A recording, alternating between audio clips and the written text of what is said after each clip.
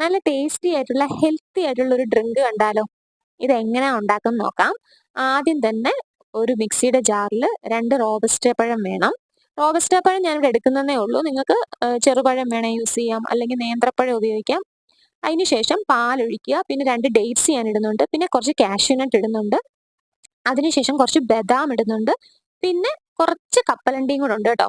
ഇത്രയും ഇട്ടതിന് ശേഷം പിന്നെ പീനട്ട് ബട്ടർ കുറച്ചിടണം. അത് വേണമെങ്കിൽ നിങ്ങൾക്ക് യൂസ് ചെയ്താൽ മതി. ഇല്ലെങ്കിൽ സ്കിപ്പ് ചെയ്യാം കേട്ടോ. അത് എനിക്ക് ഇഷ്ടമായതുകൊണ്ടാണ് ഞാൻ ഇടുന്നത്.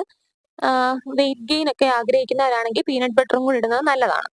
പിന്നെ കുറച്ചുകൂടെ പാലൊഴിച്ചിട്ട് നന്നായിട്ട് ഇത് ബ്ലെൻഡ് ചെയ്തെടുക്കണം. എന്നിട്ട് ഇത് കുടിച്ചു നോക്കണം.